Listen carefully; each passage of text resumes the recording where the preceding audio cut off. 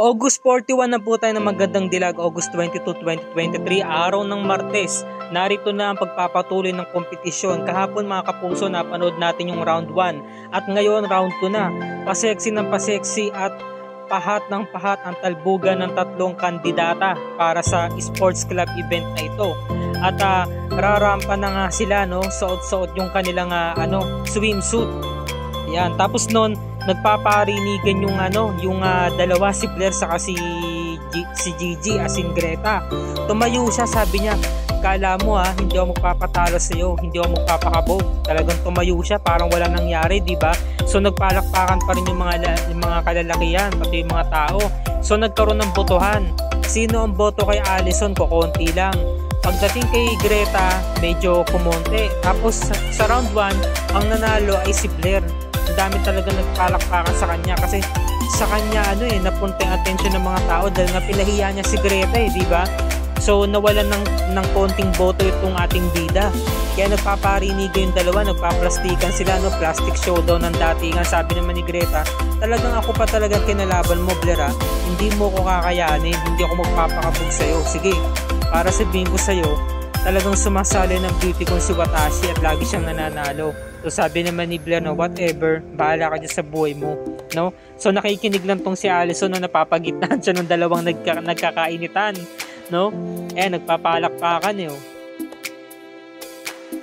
tapos naiinis si Allison pag tumitingin siya kay Greta. Tapos si Greta palakpakan din. Ayan, palakpak siya ng palakpak. Ito namang si Blair, nakangiti. Tapos ito namang si Allison, nagpa-flying kiss siya. Ayan, nagkakaroon na kasi ng botohan So nagkakainitan na talaga, magmula pa lang round 1. Talagang nagkakaasaran na. Hindi lamang nila pinapaltas sa mga audience kasi nga ang daming tao. Saka nasa nasa event sila, 'di ba? Nasa magarbong event sila.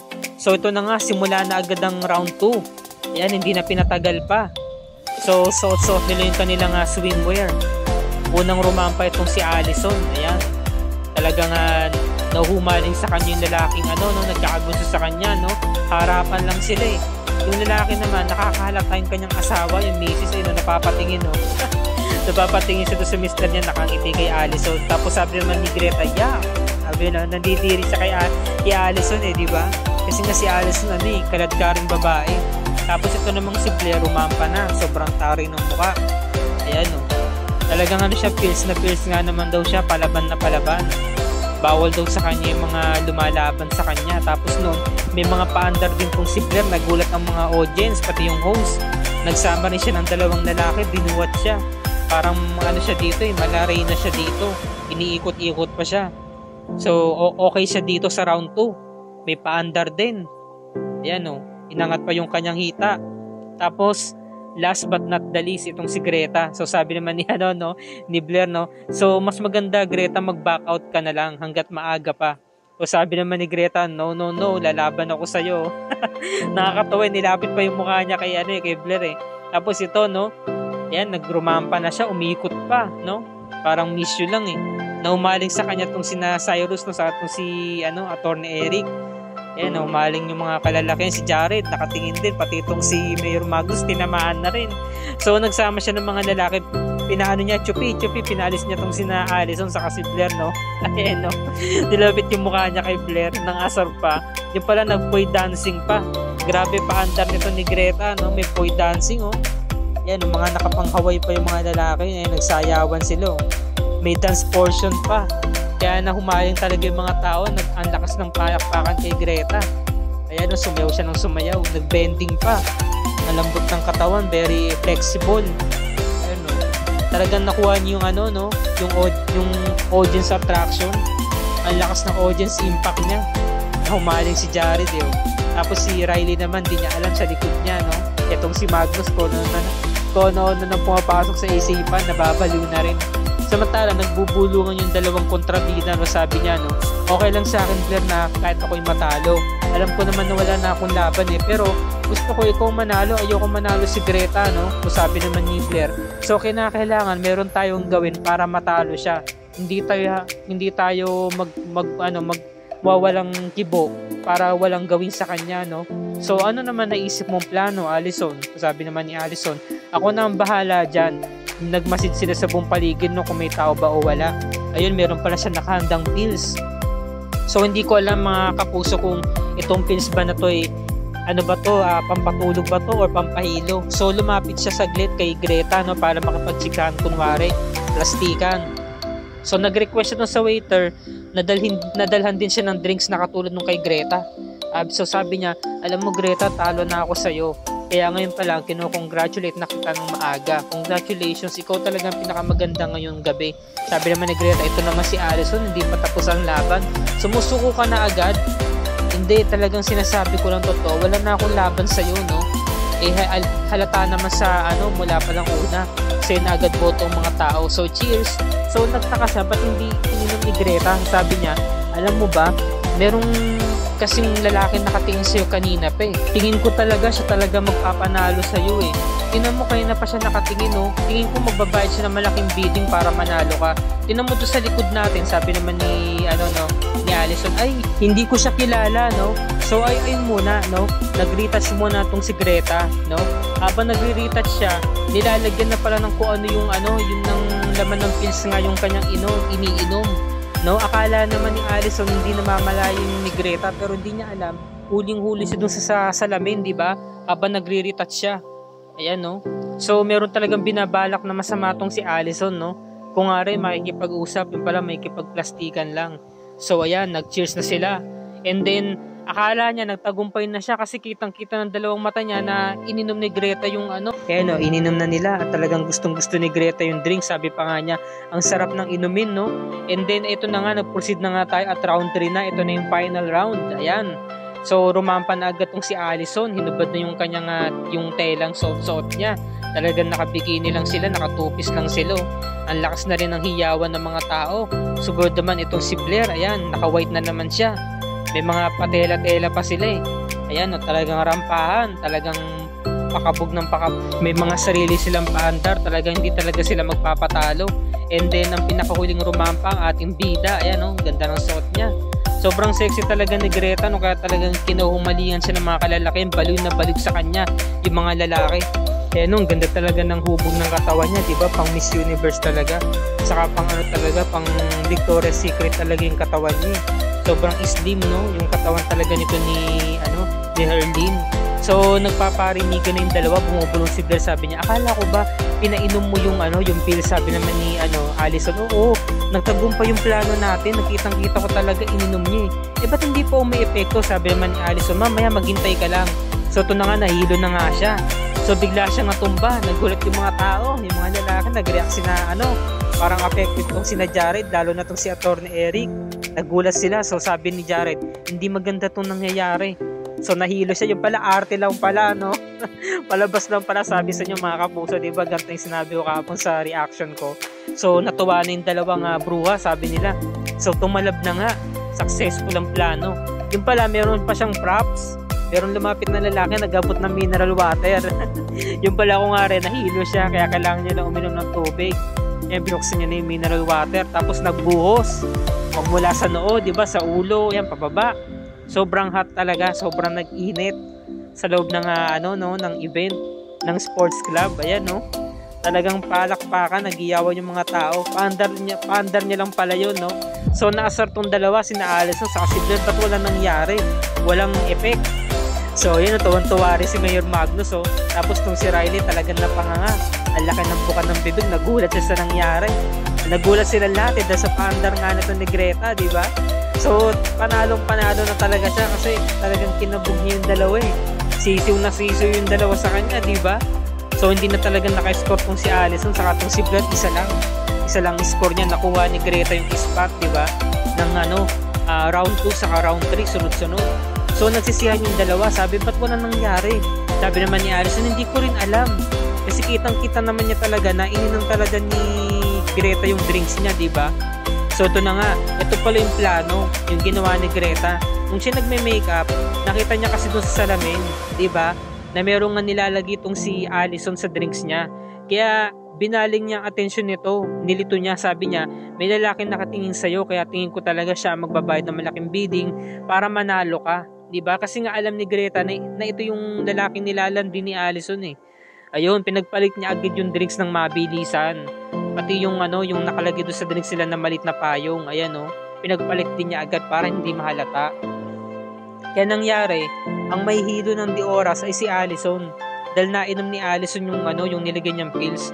So nagkaroon na nga ng botohan. Sumigaw yung isang lalaki sa likod ni Mayor Magnus, sabi niya 50,000 for Greta. So lahat ng boto kay Greta, walang napuntang boto kay kay Blair sa kay Allison. So sabi naman ng isang lalaki 60,000. Ayan, sabi ng isa 100,000. Tapos kung lalaki may masamang bala kay Greta, tama na yan, 250,000 for Greta. So panalo na siya. Ayan, panalo. Tuwa rin to si Magnus. Hindi na siya makaboto kasi mayor siya, saka may asawa na siya eh. Ganon din si Jared eh.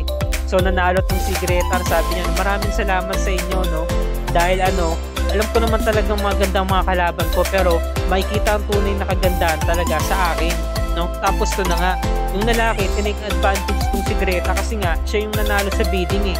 Binili niya tong si Greta for the whole night. Gusto niya merong mangyari sa kanila, one night stand. Sabi niya, ano ba gusto mo? Iuwi na kita sa bahay mo o sa bahay ko? O dito na natin gawin? So sabi ni Greta pwede ba? Tigilan mo ko. Sinabi na nga bitiwan mo ko, yung sinampal ni Greta ng lakas ng pagkakasampal niya. Kasi nga binabastos siya di ba?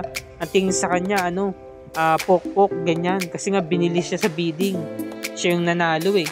Gumastos siya ng malaki, 250,000 para lang kay Greta. Sa buong gabi, makadate siya. Yung pala, bukod lang pala sa kadate, yung kanya nga inaasa, meron pa pala. Gusto niya maka one night stand tong si Greta. So, kinaharas niya na. Re-rape niya na dito sa mismong event, So, wala na talaga sa lugar. Hindi niya alam, biglang dumating si Jared, pinagtanggol itong si Greta. Kinuha yung lalaki, tapos hinila sa balikat, Tapos, inuntog yung mukha doon sa lamesa. Ang sakit nun. Sumubsob siya doon sa mesahig. Sabi niya, Greta, okay ka lang ba? So, tumayo yung lalaki, sabi niya, walang niya ka, Sino ka ba? Ba't ka nakikialam dito? Ako ang nanalo sa bidding. Kaya, may karapatan ako sa kanya, sabi naman ni Jared, Hindi porkit na ikaw ang nanalo sa bidding gagawin mo na ang lahat ng gusto mo sa kanya. Respeto mo naman yung babae, ayaw niya sa'yo. Sabi niya, walang niya ka pala yun, nagkasuntukan na sila. Nagkaguluhan na. Nasikmurahan si Jared, nasaktan siya. So, lamang na lamang dito si Jared, yung lalaki. Na-corner sa gilid eh. Tapos nagdatingan na yung mga tao, nagkagulo na. And then, narinig na yung gulo eh. Sigaw na sigaw si Greta, tama na yan. Tapos, huling dumating yung mga security. Yan, kiniradkad na yung lalaki pa palabas.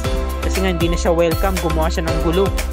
Yan, So, nagkakagulo dahil nga kay Greta. Di ba? Kinababaliwan kasi siya talaga eh. Tutulong sana pang si Mayor Magnus, inawat siya ng asawa niya, sabi niya, wag na, maraming tao. Kasi nga naman, mayor siya eh. Gusto rin kasi tulungan ni Mayor Magnus kasi nga gusto rin niya si Greta. Diba? Meron din siyang masamang balak dito. Nagnanasa din kasi siya kay Greta. Ayan nagkagulo na. Tapos si Greta nasa gilid lang siya, nasa dulo lang siya. Hinila na sila ng security, yung lalaki, pinalabas na.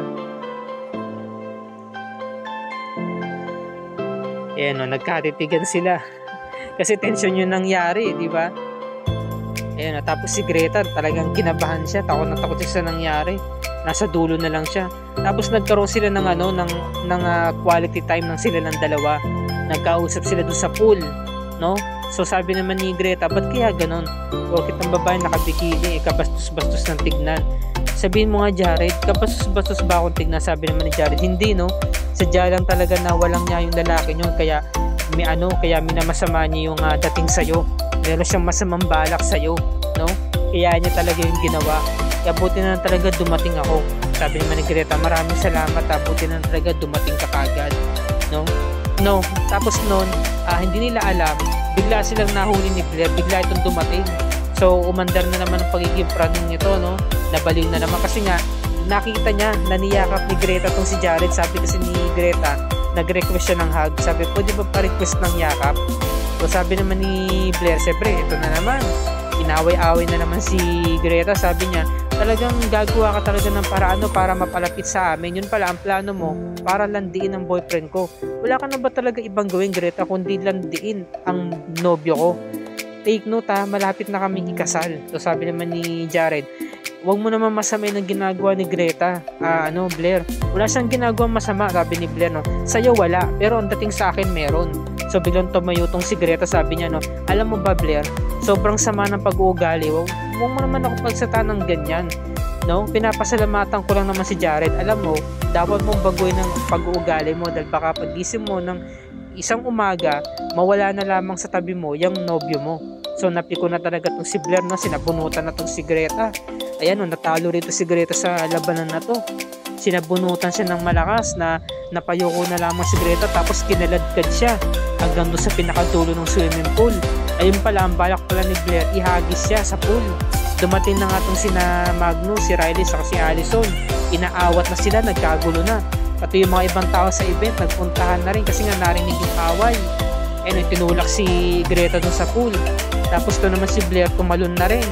Nagkasabunutan sila, ayan, nagkabunuhan siya dun sa pool. Tapos nilublob ni Blair itong si Greta, natalo si Greta. Siyempre ang ating bida hindi magpapatalo. Lumapit na siya, umahon siya. Nilubog naman yung ulo ni Blair sa may pool.